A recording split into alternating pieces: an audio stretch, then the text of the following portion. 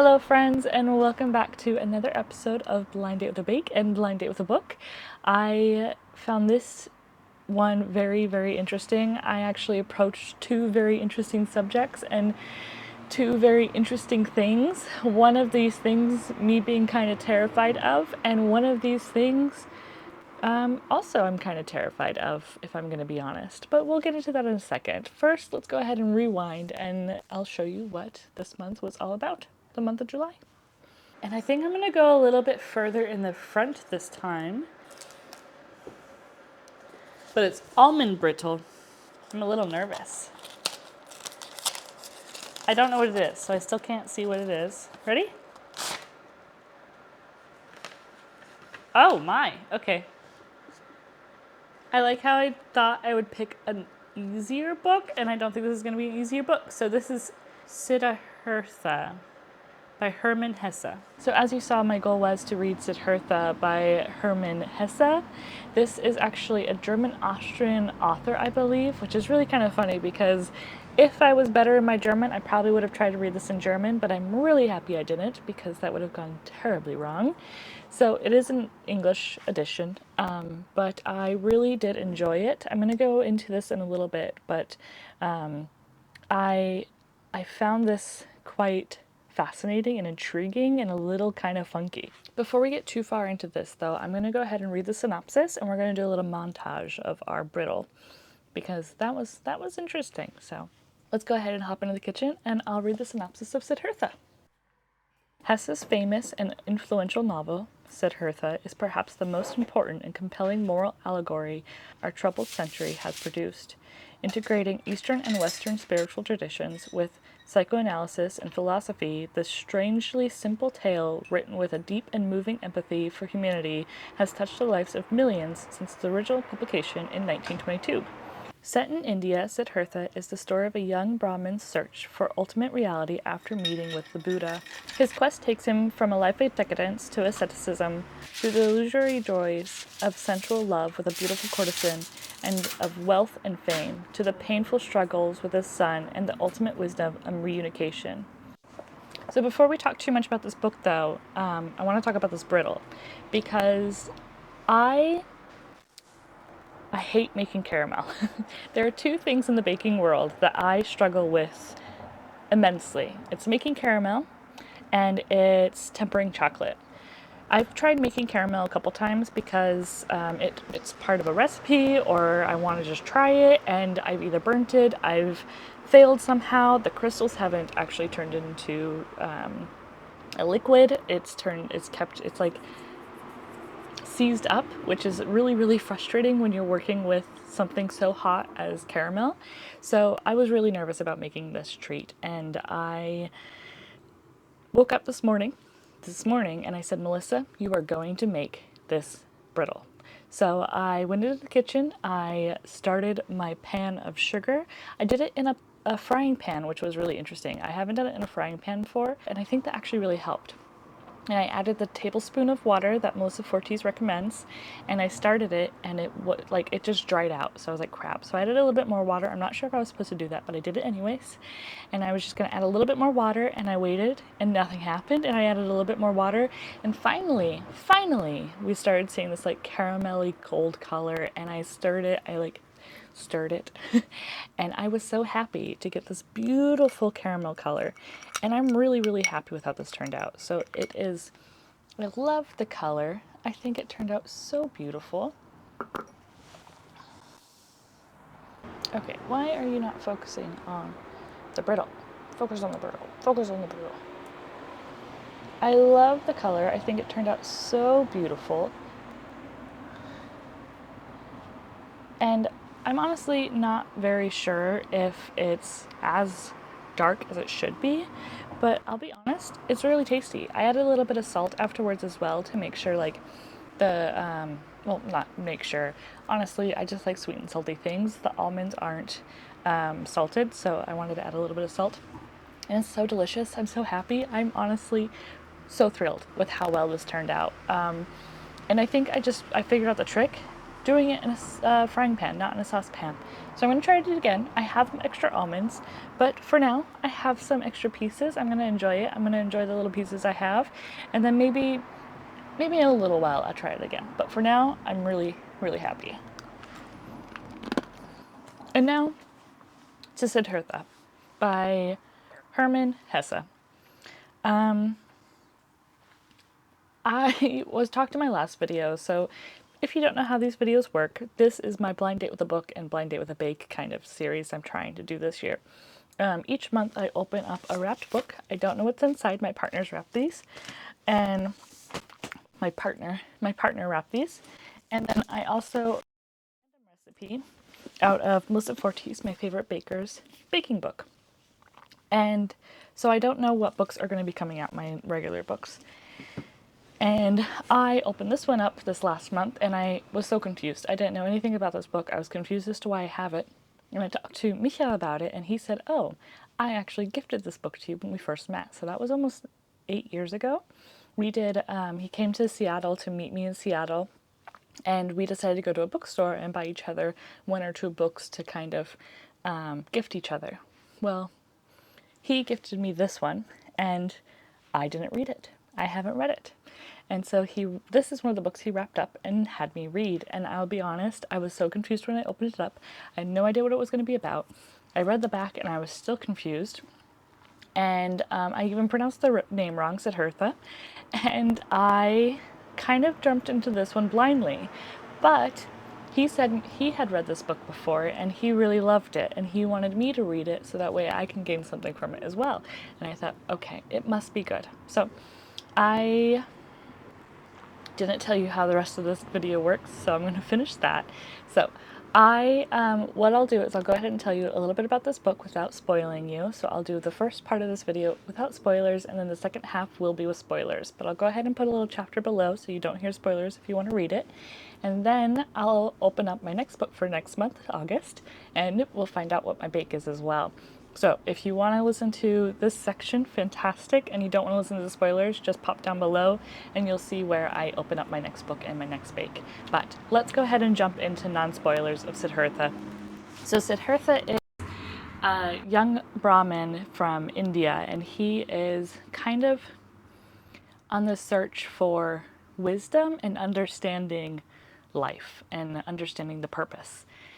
And he is a young man in a small village, and he has a best friend, and him and his best friend decide that they're going to kind of take the next steps to finding the answer to life.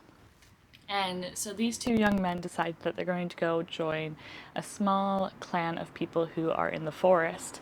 I always forget their name. I also hadn't heard this before starting this novel, but it is a samana. So these people live in the woods, and they learn to fast, they learn to meditate, they learn to pretty much live on suffering. Like they learn to kind of accept whatever is.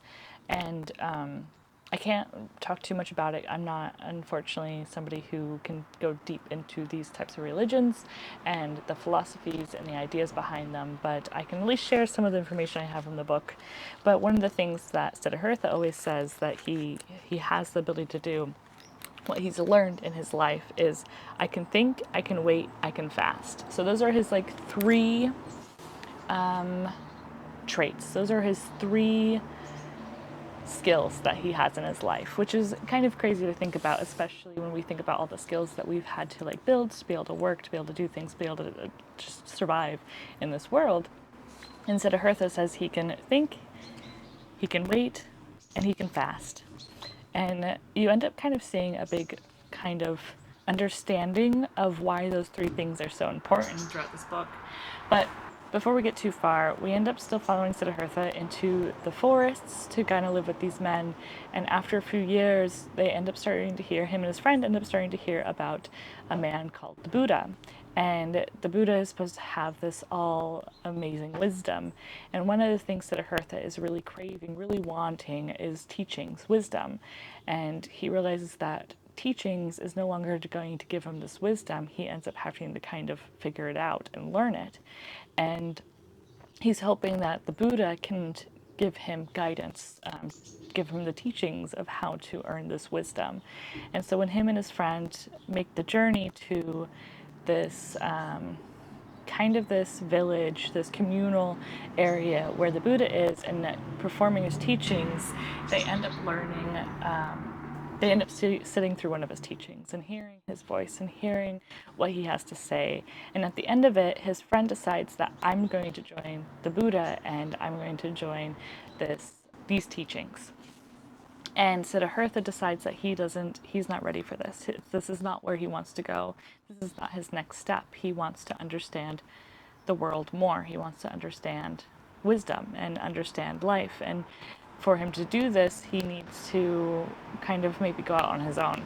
So he ends up running into the Buddha in the forest, and he ends up asking Buddha, hey, how did you get where you are? Like, what do I need to know? Like, what's this next step? And it's really fascinating because the rest of the story is pretty much how he comes to that wisdom and how he becomes more, but also less. And the story deals with a lot of that yin and yang. So you get like the highs of the happiness and also the lows of the dumps. You get those really intense showings of those pure happiness to pure depression. And it's really interesting how Hermann decides to create this character to be able to go through this, because the story is not very intense. The story is not very complicated. The story is really about a man who is realizing that he wants more, and he has to decide how to figure out what that more is. And we end up having conversations about the ego and also about how we silence our minds and if we should silence our minds, and shame, and also if we should be feeling shame, if we should be feeling or suffering, not shame, if we should be feeling suffering or going through suffering, and if suffering is kind of not worth it but required. And it's just really, it's one of those books that brings in a lot more thinking into the process. It's not necessarily going to give you all the answers, but it's meant to be written in a way where you're going to kind of approach it and try to understand it yourself as well. And these ideas are something for you to take out of it. It's not a textbook or a history book or anything like that, but it's one of those novels where you're going to read it and you're going to finish it and you're going to think, interesting. And one of the things I actually really liked about this book is I'm currently reading Women Living Deliciously. I forgot the author's name. I'll put it up here. And she is talking about the ego as well. And so I found it really fascinating to kind of get the idea of what ego is to her and what ego is now to what ego is to this Brahmin, and what it meant to him, and also how it defines you and what it does to you. And ego being that small little voice in your head that says, hey, did I eat too much? Hey, I should go for a walk? Hey, it's the one that talks a lot, and the one that gives us anxieties, and the one that does too much stuff. And we get a little bit of a piece of those thoughts and those feelings here. And it was really fascinating to also read this other book, Women Living Deliciously, and kind of get her perspective and kind of fit it with this one, because these are way two different perspectives, but coming onto the one idea of what ego is and if it's good or bad. So I really did enjoy this book. I feel like there's not much I can say in it or about it without going into spoilers, because this book is quite thin. I have a couple pages in my hand because I want to talk about them in my spoiler section. But I found this book fascinating because we're just following this one man through his life journey of figuring out what life is. And if you're kind of looking for not necessarily a spiritual journey, because I'm not religious, I'm agnostic, so I'm kind of happy and okay with anything. But I do have to say, like, reading a book about like Buddhism, but also acceptance, but also just kind of that idea of teachings and growth and being taught this what life is supposed to be is quite fascinating to me, and it's also something I can learn from too. So, like I said, there's not really much I can say about this book without spoiling you, but I do highly recommend it, especially if you're kind of looking for a book that's a little bit more kind of maybe out of your wheelhouse, a little uncomfortable, especially if these are books that you normally would not read. I do still think the story itself is quite good. Siddhartha, I do have to admit, it's on my nerves sometimes. It's kind of like, man, just kind of accept life, which is really funny when you get to the end, and the idea of what accepting life is. But I think it's just one of those books that you read. It's only like 130 pages. It's not very long at all. And it's quite well written. Like it's fascinating, and you want to read it, and you want to understand it, and you want to understand what's going to happen with Siddhartha, and if he's going to follow the Buddha, follow his own teachings, go back to like learning new teachings, or what's going to happen with him. So I highly recommend it, like I mentioned, and I think you should read it so we can talk about it. Also, there is another great, amazing YouTuber. He is so like fascinating to listen to, and he did a really good job of kind of talking about the relationships between Siddhartha and religion, and also like the relationships of the characters in the book. And this is Better Than Food. I'll list his YouTube in the description below, but I'll also put the video for this where he's talking about this book down there as well, because he's so eloquent in how he's talking about novels, and he's able to kind of put clear thoughts together, and I'm not all the time but no, he's just really eloquent about talking about books, and he does a really amazing job about talking about Siddhartha, and also Hermann Hesse's like why he wrote this book, or what writing this book kind of was. And so I find that really cool. I found that really kind of exciting to watch after I had read this book, because one, I was able to kind of understand my feelings and my thoughts more, but I was also able to kind of get a little bit more of a perspective from directly like the author's ideas, but also directly from another book lover, like Better Than Food. So go check that out, and that's all I have to say about this. Honestly, there's not much I can tell you, because the story is all about feeling emotion and learning what's next. And not in the sense of after death, but just life in general. So if you want to check out what book I'm going to be reading next and what bake I'm going to be baking, go ahead and hop down to the little chapters below. I'll have a little chapter at the end to tell you where you should click to. And I just want to thank you for being here. Thank you for hanging out. I'm sorry this part wasn't very long, but I do appreciate you guys being here no matter what. And if you want to hang out with me in the future about to listen to more books, baking, and other cozy content, make sure you subscribe, because that's what I do here. I just make books, baking, and cozy content stuff. And honestly, I just put a video out yesterday, which is really funny. So check that out. And it's all about like becoming unstuck, which is kind of fascinating talking about it in this kind of context. But okay, I hope you have a lovely day, and I'll talk to you guys soon. At the end, I'm not saying ciao. Hop to the end. Check that out. So if you're gonna watch the spoilers, we're gonna be talking about spoilers in 3, 2, 1. Spoiler time. So Siddhartha, as I mentioned, he was a Brahmin. He also, after he kind of went through that phase in his life of doing meditations, learning about religion, learning about the like after stuff, he decided that he was going to wander into the forest and join the, forgot their names again, the Samanas. I don't know why this word just doesn't stick in my brain, but we will find it quickly for you. Oh, I know where I could find it, because he talks to Kamala about this quite a bit. So I'm going to go to the section where he's talking to Kamala, because that will definitely help me. So he wanders into the forest and becomes a samana, and he is there for a few years until he realizes that the teachings that they're teaching him are no longer what he needs, like I was talking about in the non-spoiler section. And so he ends up going to see the Buddha, and him and the Buddha have kind of an interesting conversation. And it was fascinating to me because it's almost like the Buddha was like, to me, how I read his reaction when Siddhartha was like, hey, where do you get this wisdom? I don't understand your teachings, in the sense of like, he understands his teachings, but he's like, what's the purpose? You can't teach me your wisdoms. And the Buddha's like, okay, well then go do your own thing. Like, the Buddha doesn't care. He's pretty much like, do your own thing then, like figure it out on your own. That's how I took that in a conversation. I'm wondering if I took it that way because I'm like, that's how somebody would talk to me, in the sense if I was like, hey, how do you sweep a floor? And somebody would be like, go figure it out.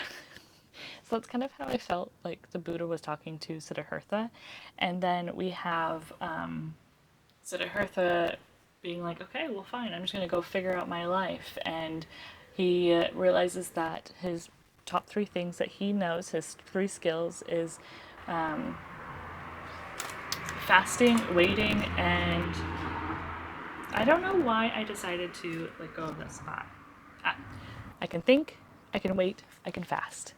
So these are quite fascinating ideas, especially since he actually mentions just I can think, and he can think. He does a lot of like, he can actually learn things really quickly.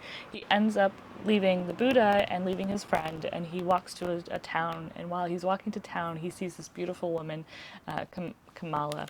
And Kamala is gorgeous, and she is fascinating to him, and he decides that she's going to be his next teacher in the teaching of love, because this is something he's always had to say no to. This was not acceptable.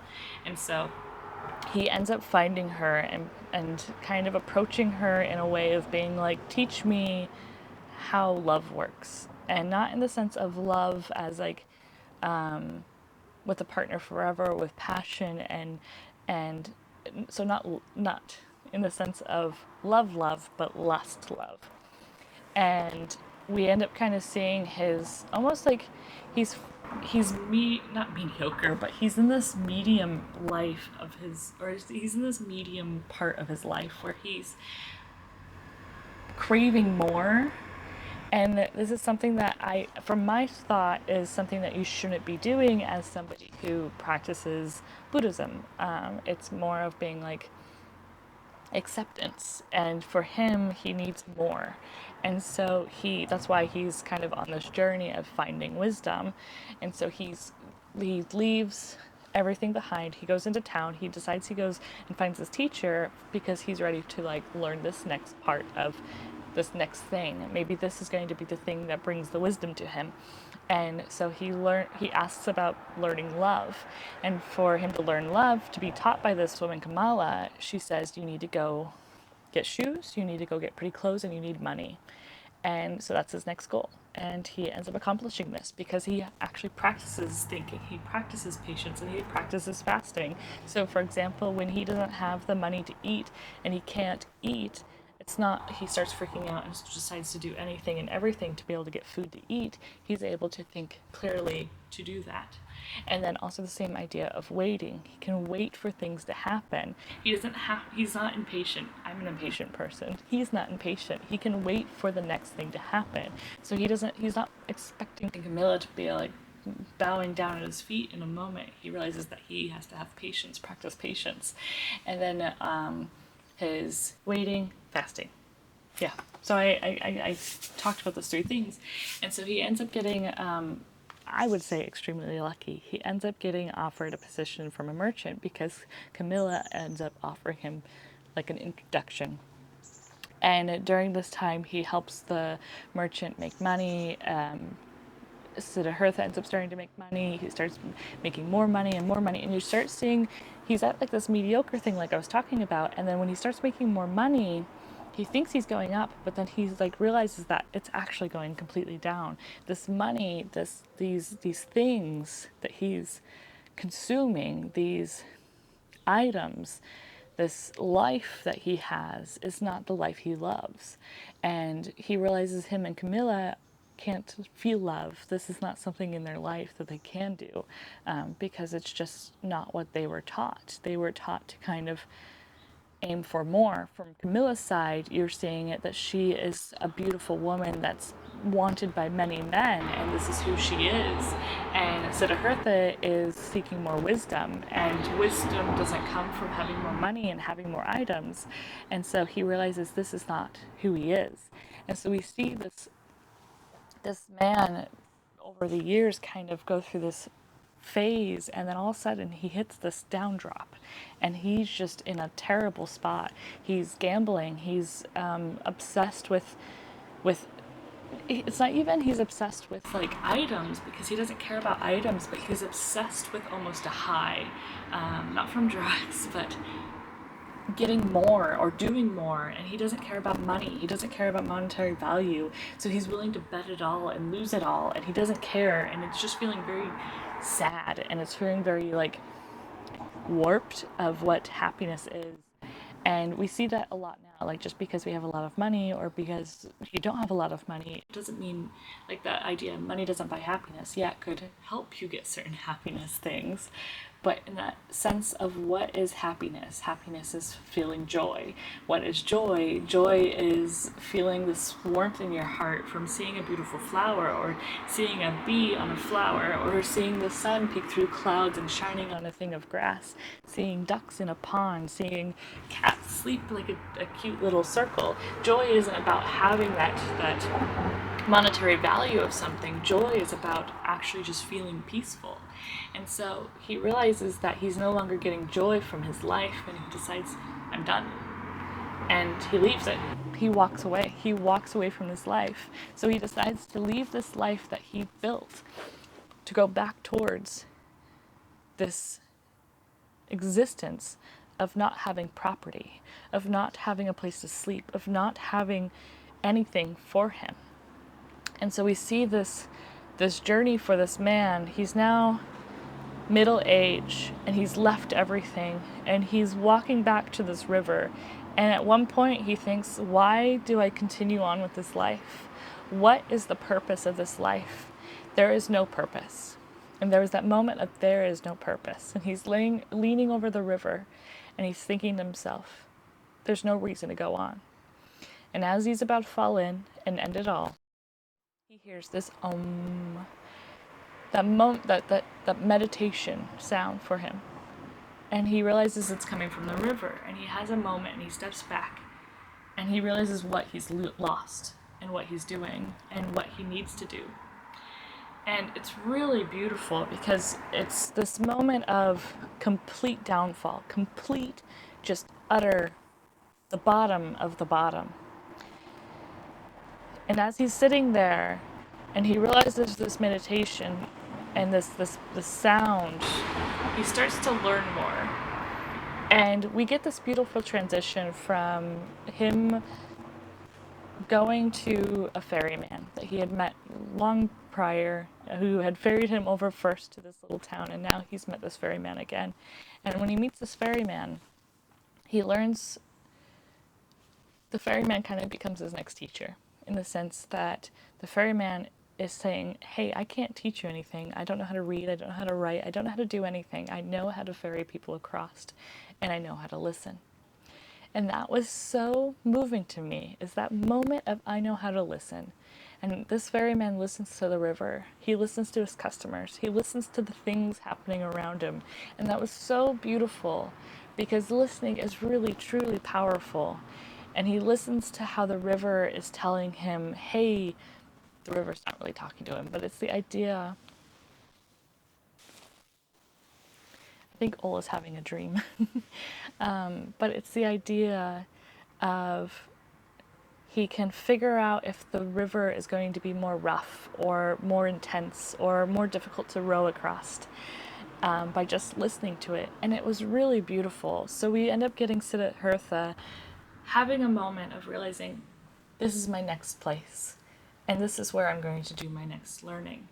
And this is where he actually gains his wisdom of realizing what life is about. It's not about having items. It's not about having love or lust love. It's not about having a purpose about anything. It's about finding joy. And that was such a big thing for me. And maybe that's what I got out of it, and that's not what you're going to get out of it, or what you got out of it if you read it. But for me, it was, hey, life isn't all about like becoming more. It's about being you, and being you as you are. And I thought that was really wonderful. But what's really fascinating is we get one more major movement before Siddhartha kind of has this breakthrough. We end up getting Camilla reintroduced into the story. She ended up having Siddhartha's son, and she's been bitten by a snake, and she's died. And Siddhartha ends up taking in his son, and his son only knows the merchant rich life, the materialistic life. And Siddhartha is trying to teach him to be non-materialistic. He's trying to teach him that he should be patient, he should fast, he should think, he should wait. But this boy doesn't want to do that. And Siddhartha is trying to force him to do that. And the more he forces him, the more his son pushes away. And you're seeing this really fascinating transition of what you see a lot, unfortunately, of parents pushing such a intense thought on their children and not realizing that their children are their own entity as well. And his son ends up running away, and Siddhartha thinks, oh, I need to go find him. I need to fix this. And in that moment, he realizes, oh, I did the same exact thing to my father. And it was a realization of being like, life kind of sucks, but you can also still find joy. There's always going to be sucky parts, but there's also going to be a lot of good parts, and we kind of have to find that balance. So suffering will always be there. Happiness will always be there. It's always going to be intermixed. And it's so beautiful in a certain way, because I think if you read this book, there's a part of you that's going to take something else out of it. And maybe you, like I said, maybe you get the same idea as me. But I think the idea of this book is being like accepting that life is what it is, and we should just not accept it for what it is, because there's so much we can change, there's so much we can do, but understanding that there's going to be suffering and there's going to be joy. So there's going to be a lot of crap that comes your way the more you try to move the world forward. But the more we try to move the world forward in a positive way, the more joy will come out of it. For example, there's the Ocean Cleanup Crew, I believe is what the company is called. And this young man pushed so much, and he's done so many amazing things. This is like, he's an amazing person, and his goal was to start working on cleaning up the oceans. So we could ignore it, or we could push through some major crap and really just struggle and have pain and deal with so much crap in the background. But then in the end, have something really beneficial come at the end. Of course, there's going to be more bad stuff that comes through, but of course, there's going to be more positive things that come through. So this young man decided to start cleaning up the ocean. So he built these giant ships to be able to kind of like scoop all of the garbage up in the ocean. Not all of it, he's working on all of it.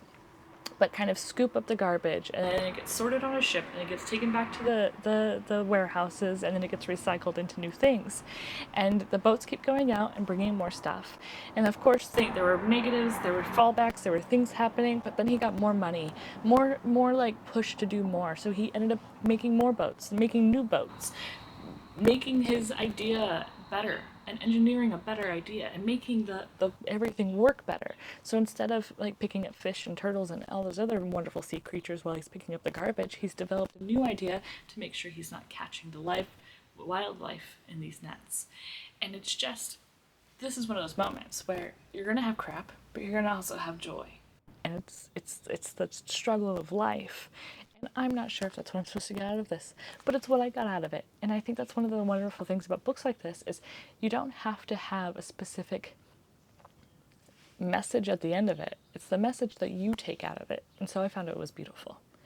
There are a few lines that I want to read in here before I finish up this little blurb of mine. On page 37, there's this beautiful description. I found it really, really wonderful. He looked around as if seeing the world for the first time. Beautiful was the world. Colorful was the world. Bizarre and enigmatic was the world. There was blue, there was yellow, there was green, sky flowered and river, forest jutted and mountain. Everything beautiful. everything enigmatic and magical. I just loved that line. I thought it was so beautiful. But that word, enigmatic, that is a very difficult word for me to say out loud. Let's see if I can find another one. Oh, there was a really interesting scene where Siddhartha, is starting to feel a little lost, and while he's walking, after he's left Buddha, and he's walking, he ends up running into this woman at the river because he's starting to think about body curves. And he ends up meeting a young woman, and the scene was so funny to me. While talking, she placed her foot on his right foot and gestured as a woman does when she wants to invite a man to have the kind of love pleasure that the handbooks call climbing the tree. How ridiculous is that? If I accidentally touched somebody's foot and that meant, hey, come to my house, that would be so creepy. So I'm so happy that doesn't mean anything now.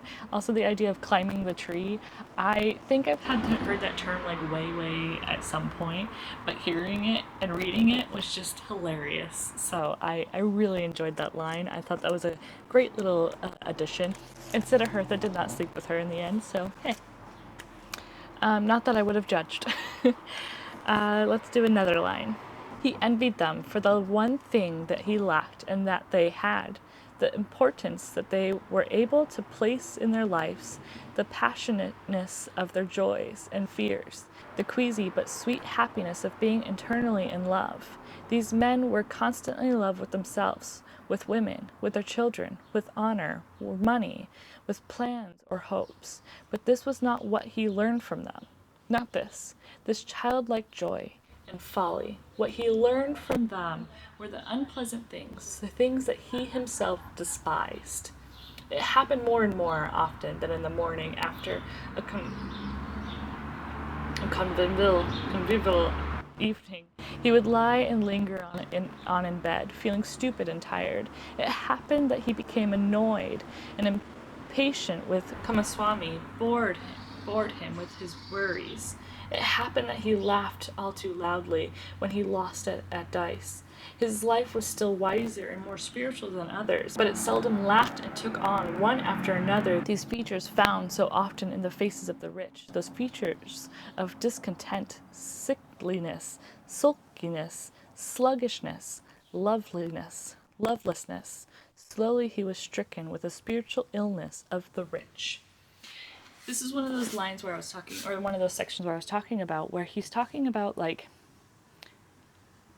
just because you're seeing these rich men live these most powerful, bright lives doesn't mean nothing.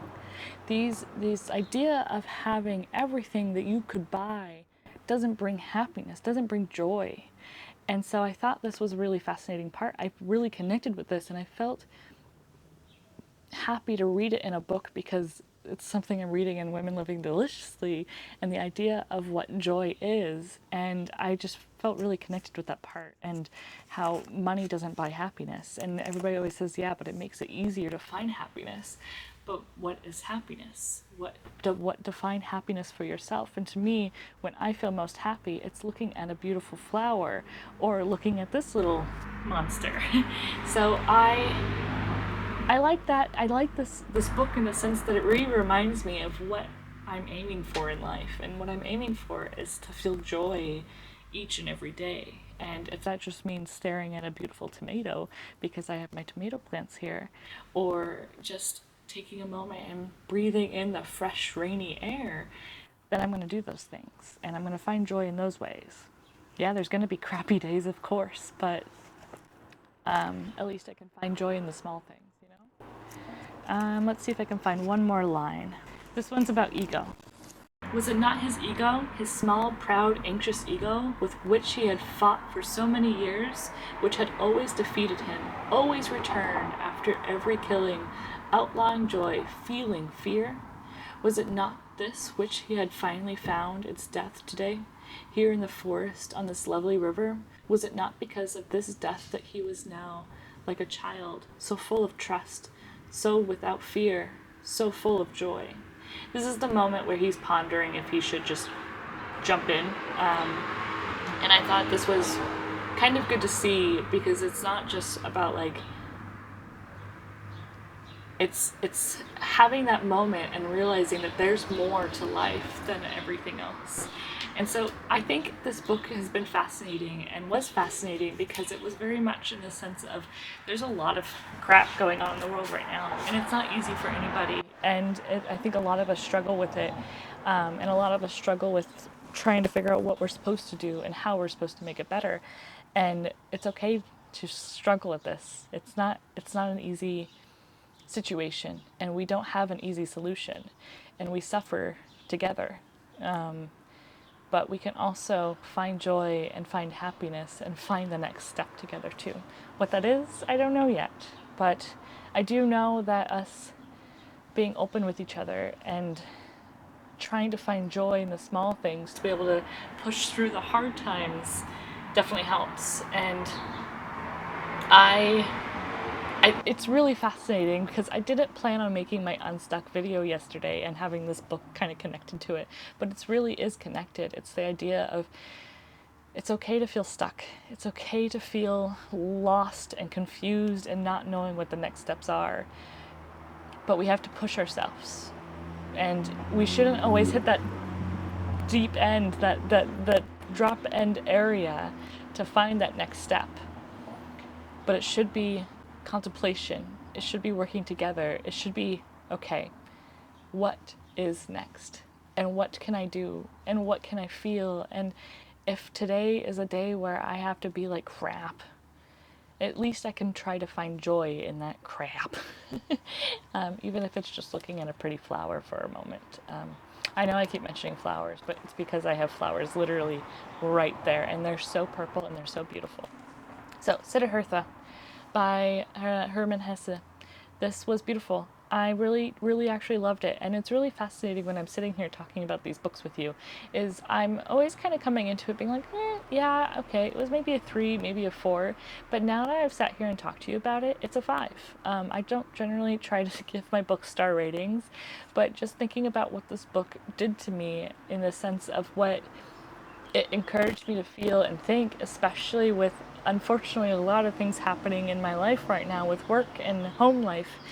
Not with Michelle, but like home in the US life. It's nice to have reminders of being like, hey, it's okay, and we're gonna get through it. And I'm not sure if that's what this book was aiming for, but I don't care. That's what I got out of it, and I'm gonna take it. Okay, I'm done reading about or talking. I'm done reading. I'm done talking about this book. Let's go ahead and change. Oh man, let's go ahead and choose our next bake and book for next month of August. I'm going to do my bake first because I love finding out what bake I'm going to be doing.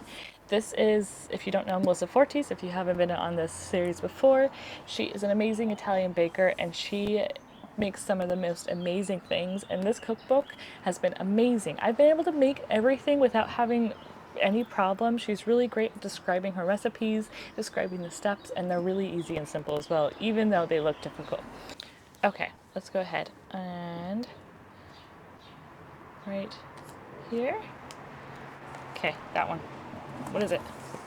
Oh! Oh no. It only has an Italian name. Sables Bretons. Okay. This is a tribute to my dear French friend, G, who comes from Brittany. We shared some tough years and adventures together, renting tiny bedsits in London when we were very young and broke. It felt so complicated and difficult. I didn't know it at the time, but those were the best years of my life. Thank you, G. How sweet. So these are thin cookies that look quite easy to make. It looks like kind of just like a butter cookie that you would have with tea or wine. And I think these are going to be a perfect little August treat, especially since the wine season's coming up. I think these are going to be really lovely. I'm excited to make these, especially since they have such a personal story behind them. It's kind of, I know like I'm not connected to Melissa Fortes at all, but it's the idea of like having a bake means so much, and then you get to bake it as well. It's really lovely. So that's what I'm going to be baking. And for our book this month, I can't believe we only have 5 left. That's really weird. I'm having a hard time picking them up. They're a little floppy. Okay. this is what we have. I'm going to go with the middle one, I think. Oof. Or do I want to do this one? This is the last one of this wrapping papers. I don't really want to do it, but I kind of do. Oh. Should Ola pick? These are the two I was just talking about. Let's see if I can get Ola to pick one. Whichever one she snipses, whichever one she sniffs first. Psst, psst, psst.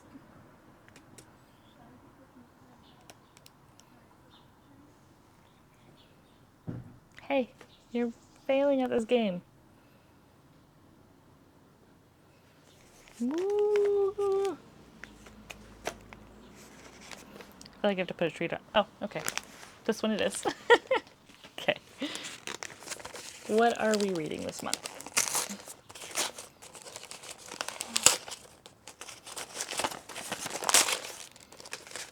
Okay, this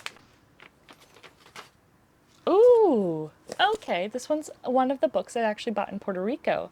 I am quite interested in this. So, in the wake of a Hurricane Maria, survivors search for hope and on an island torn apart by both brutal disaster and human violence. I'm really excited for this one. I actually bought this in Puerto Rico 2 years ago, and it's from a Puerto Rican author, and so it's Xavier Navarro Acuno. I'm gonna search his name to figure out if I'm pronouncing it correctly, but it's called Valerio. Really excited to read this one. So thank you, Micho, for wrapping this one. So we got some delicious cookies that we're going to be making and this book. How exciting. All right, that's everything for today. Thank you for joining me on this wonderful, I wanted to say TED Talk, sorry. Thank you for joining me though on this wonderful video. Thank you so much for letting me passionately discuss my thoughts and mind opinions. I think I'm done for videos today, but thank you so much for letting me talk about Siddhartha. I really liked this and I would love for you to read it because it's just so fascinating and beautiful. And my Brittle turned out absolutely wonderful as well. So I'm going to finish my Brittle. And thank you so much for joining me today. Thank you so much for joining me in these videos. Again, if you want to hang out more, go ahead and subscribe. I do any videos on baking, books, and cozy content. Fall is approaching, so my fall stuff will start coming out soon. I'm really, really excited. And that's it for today. So thank you so much for joining me. Thank you so much for hanging out with me. And I wish you a lovely day, a fantastic weekend, and I'll see you guys soon. Ciao!